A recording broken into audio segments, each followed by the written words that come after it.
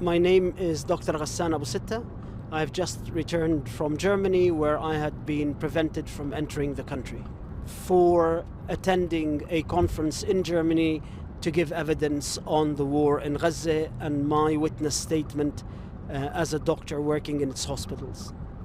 So this morning at 10 o'clock, I landed in Berlin to attend a conference on Palestine, where I had been asked, along with many others in the UK, in the United States and in Europe, to give my evidence of the 43 days that I had seen in the hospitals in Gaza, working in both Shifa and Al-Ahli Hospital.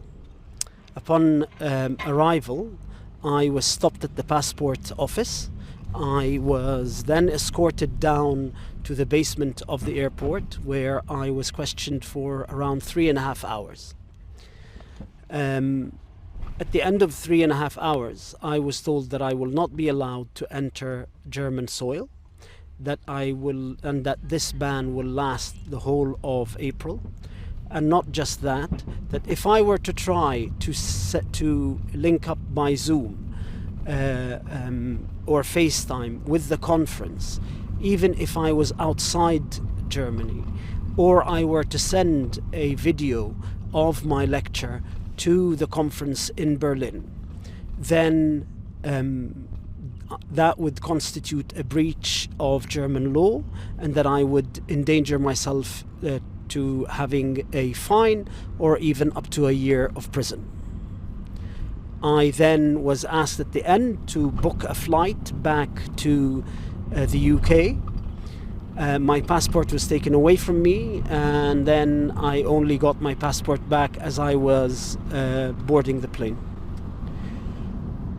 As Germany is defending itself against the Nicaraguan charges that it is an accomplice to the genocidal war, as described by the International Court of Justice, this is exactly what accomplices to a crime do.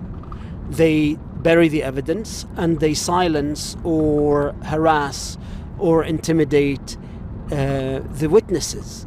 And so, as members of a gang that has committed a heinous crime, Germany is doing its bit in that crime, which is to ensure that there is complete impunity, and so that the genocide can continue uninterrupted. So the Jewish intellectual Hannah Arendt, in the first lecture that she gave in Germany in 1958 after the Second World War, she said, "We humanize what is going on in the world and in ourselves by speaking of it. And in the course of speaking of it, we learn to be human. There is so much peril before us. To speak of it in earnest, to understand the causes and the alternative, is to practice our humanity." And this crackdown on free speech is a dangerous precedent, because what is happening in Gaza is a dangerous precedent. We are watching the first genocide unfold in the 21st century. And for Germany to become implicated as an accomplice in silencing the witnesses of this genocide does not bode well for the rest of the century.